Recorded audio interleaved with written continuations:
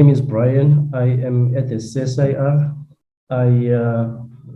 I lead the work of climate change at the CSIR. Today, I'm speaking as one of the commissioners in the Presidential Climate Commission. Just want to indicate that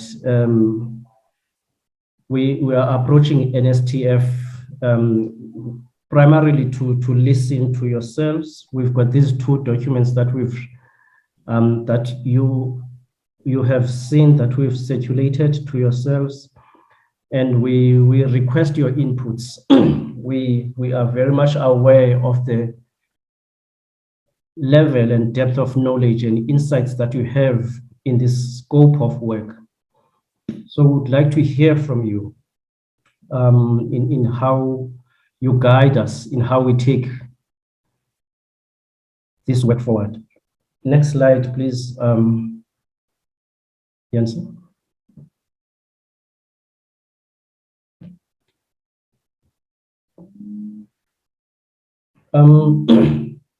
Just a little bit, I was hoping Chibi was going to cover this part, but I'm covering it. Just a little bit about us is that we were, as commissioners, we were appointed by the president. The Climate Change Commission is an independent multi-stakeholder body. As Chibi had indicated, the makeup of the commissioners come from various interest groups, from government, from labor, from business, civil society, from research and academic institutions. Officially, we were appointed in December 2020. We are served by a very capable secretariat that's led by Dr. Olva and Dr. Kumalo. Next slide, please. So I want to go straight to what we are here to talk about, which is the just transition framework for South Africa. The essence, the main focus of our work in the Commission is to work with the various core stakeholders of the country in designing, developing, facilitating the implementation of this just transition. And ultimately, the main building block for us is formed around the notion of the vision for a just and equitable transition. This notion of transition, just as a concept, just want to take you a step back. The notion of transition implies various opportunities for various players. And it's important to be aware that in any transition, there are winners and losers. And we anticipate that there won't be a difference with this particular transition that South Africa is undertaking. And that's why upfront, we are putting up the principles, the guiding framework of how this transition should happen for the country, for this country. And it's built, we want to build it upon this notion of being just and being equitable. So the framework sets out the vision, the principles, the planning elements, and policy measures to achieve this transition in the country. Also, it includes the outcomes to be achieved over a short, medium, and long term. We aim to bring coherence and coordination in the planning of how this just transition should be undertaken. Already you can hear this is a massive undertaking. However, we want to do this work together with everyone. So the intention is that this transition must be embraced by all social partners. And it must be adopted as a guide for all stakeholders for pressing forward with a just transition. However, it's important to note that this document is not a detailed implementation plan as yet. The implementation plan will come later on in time. Next slide, please.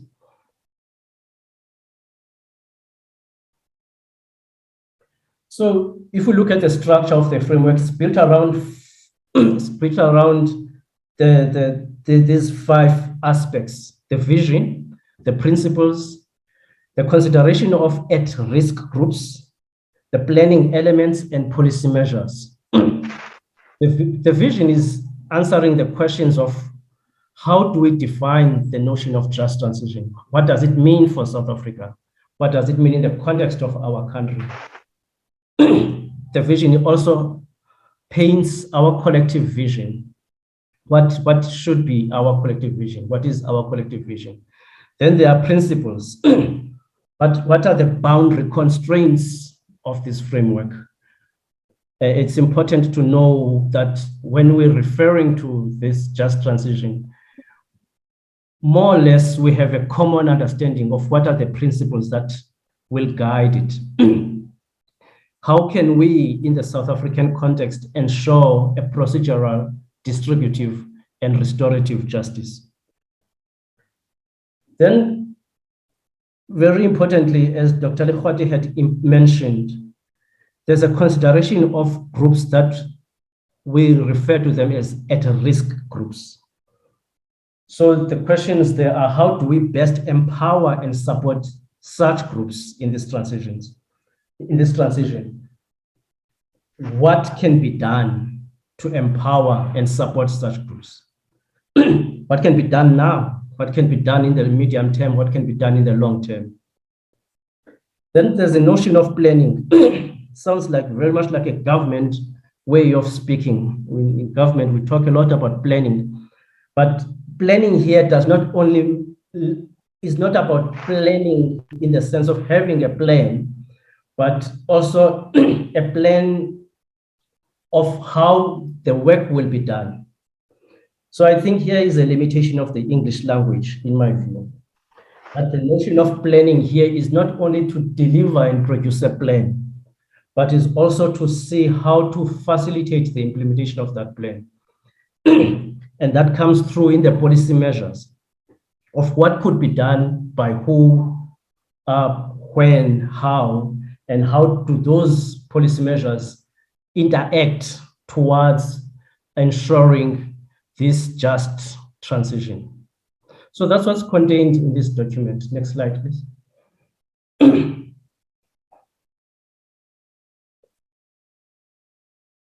It's important to note that this is not a novel exercise. This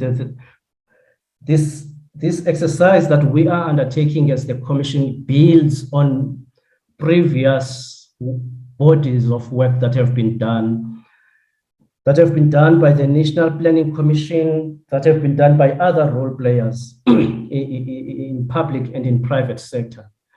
And we do not want to send a message that we are the only ones who are starting this work. No, that's not entirely accurate. So it's building on work that has been done already by very prominent bodies in the South African setup. Next slide, please. And it's a process. As you can see in this slide, there's a timeline starting last year in 2021 up to 2025. I'm not going to walk you through that timeline. The main message of this slide is for you to note that what we are involved in is a process over time. We are now at the stage where we have the draft framework. The next stage will be to produce just transition pathways. And then of those pathways, we have to think of them systematically, because the notion of transition is by design an interlinked setup. So it's important to think in a systemic manner, noting that within that system, there are sectoral considerations. So we are at a very defining moment of our work now, which is going to set up key pillars of the future work that we're going to do in this work on just transition framework. Next slide, please. In undertaking, in designing and developing this framework, we are using various methods. Today we are talking with NSTF, and there are many other stakeholders that and role players that we've been talking with. In addition to that, we've been visiting, having face-to-face interactions with people that in those areas that are likely to bear the brunt of this transition. And we couldn't go to all the places in the country, so we identified few areas that we could visit within. Remember, we're working within a particular timeline. So we are actually currently, I think a few days ago, the commission was in Gqeberha, in the Eastern Cape, and I think we've got two or three more areas to visit. We've covered Lipalale, we've covered Imalahleni, Durban, Xolobeni. So we are in this process of meeting stakeholders with a view to listen to them on how to them, what does this just transition mean? That's the question we're asking. What should be the core components of this just transition? What are the key elements that should be included in this work? How should it materialize for your benefit, for the benefit of your communities? All of that will culminate in a conference that is scheduled for 6th of May in a few weeks' time. That sounds far. When you consider the number of holidays between now and the 6th of May, that's actually a very close timeline. Next slide, please. In doing this work, we are aware of some of the risks that are inherent in the notion of the just transition. And again, I'm wedded to language. I'm wedded to semantics. You may call it semantics. To me, it's a little bit more than that. There is a notion of just energy transition. What we are talking about in this work is just transition. It is a concept broader than the notion of just energy transition. And in that work of just transition, there are inherent risks. And here we list about 4 or 5 of those risks. The first one is the issue of national risks. And the angle through which we see this national risk is the trade angle. The trade angle. We recognize that the GHG emissions profile of South Africa is dominated by the coal-fired power stations. And that kind of GHG emissions profile at national level is losing traction internationally as a way of driving national economies. And we understand that in the future, it's going to create obstacles for South Africa in trading with its main trading partners, the EU, China, US, and other key trading partners of the country. And we need to talk about this issue now and not wake up later when it happens. Next slide, please. The second risk that we've identified is more local, is recognizing that the South Africa, in particular, Mpumalanga and Limpopo, has a number of coal-fired power stations. And the transition will mean huge impact in the societies and livelihoods of people that are dependent on these coal-fired power stations. There needs to be considered thinking of what are the implications, how are these risks at local level addressed, identified, addressed by various stakeholders at various time scales, recognizing that there are inherent limitations of responding to these constraints. There are various constraints of responding to these local risks.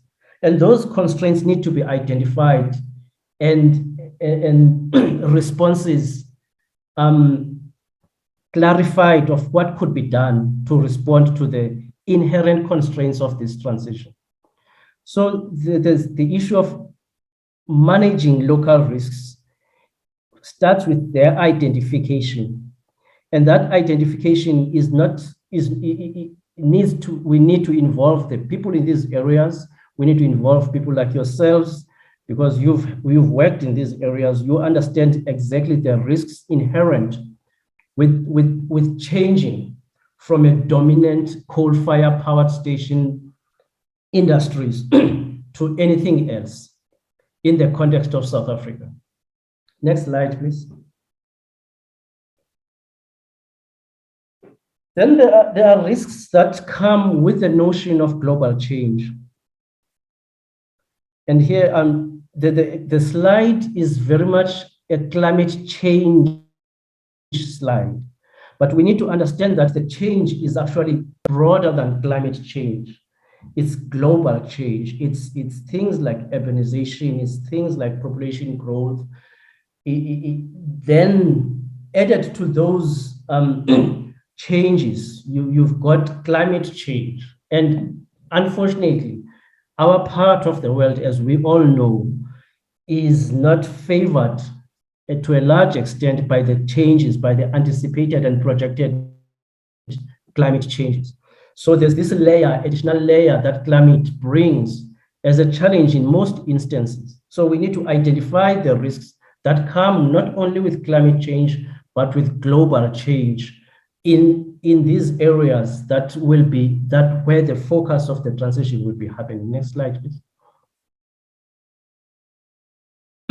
Then there's an issue of temporal risks. You are familiar with South Africa. So, as South Africans, we're very good at planning, and we have a good view of the plans of coal decommissioning, for example. We know when is the planning of coal decommissioning going to start. We have we have sites of shifting from gas to hydrogen, when it could happen. So the issue here is with every major transition, with every major change, we need to be aware that there are risks inherent, there are built-in risks that come with each aspect, with each change. And as I said earlier, we should not act surprised when such risks happen. And this body of work we are doing now is trying to unearth those risks and saying there are temporal risks that we need to bear in mind. When the coal decommission starts in 2025, what are the immediate risks? When the shift from gas to hydrogen happens around 2040, what are the risks that we must anticipate at that time? So the document unpacks this information for us. And again, we invite your inputs in thinking with us about unearthing these risks. More importantly, about thinking with us about solutions in terms of responding to these risks. Next slide, please.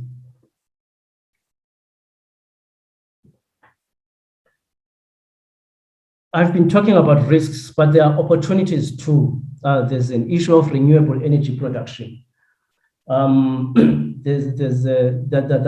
provides a number of opportunities for the country in many ways. I'm not going to school you about those ways this morning, as you know that very likely better than myself.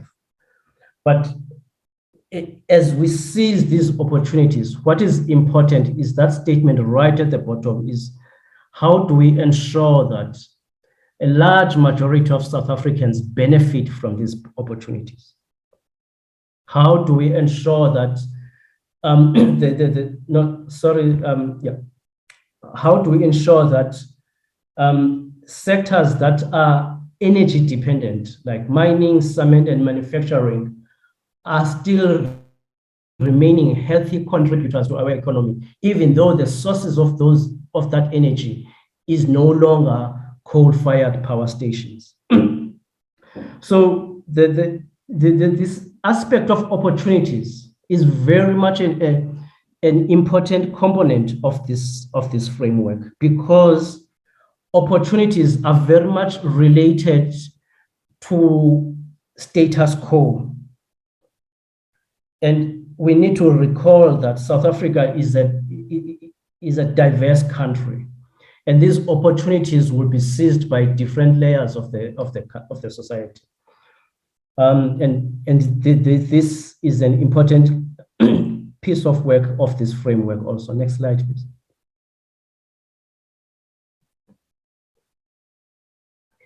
Empowering at-risk sectors.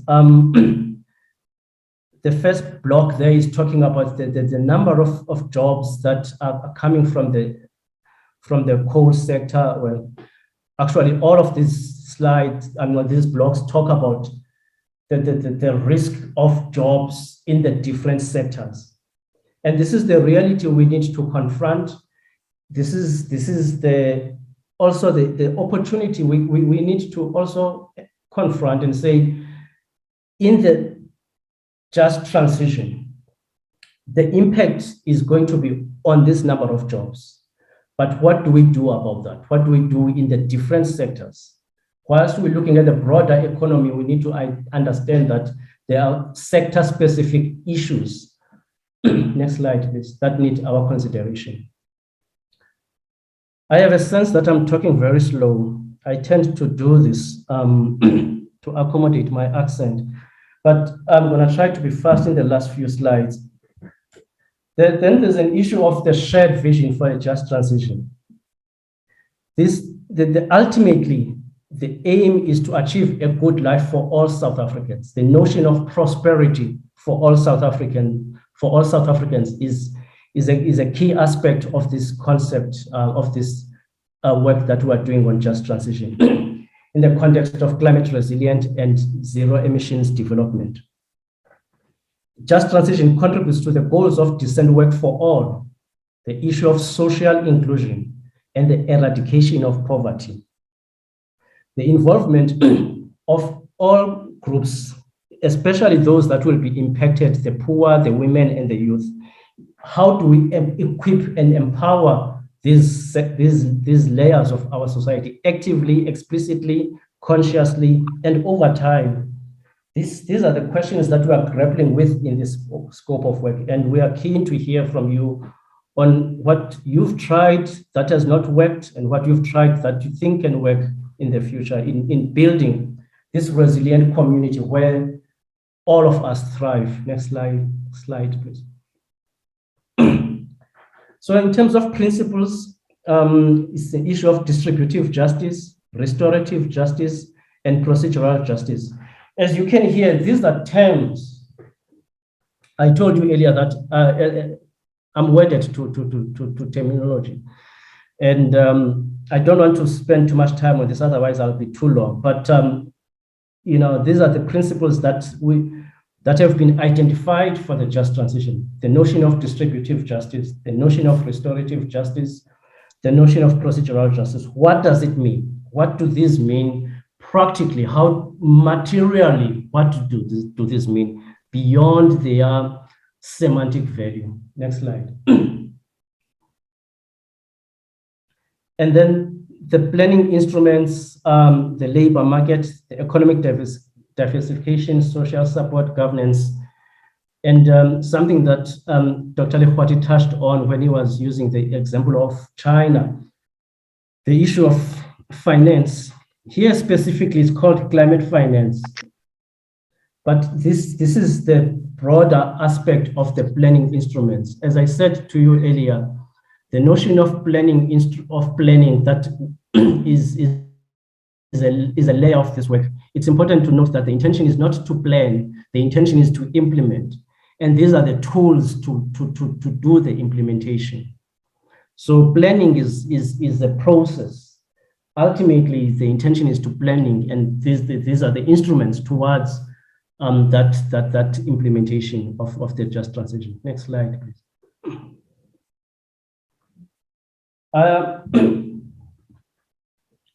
I stop here, Yancy, and I welcome any inputs and to this work. Thank you.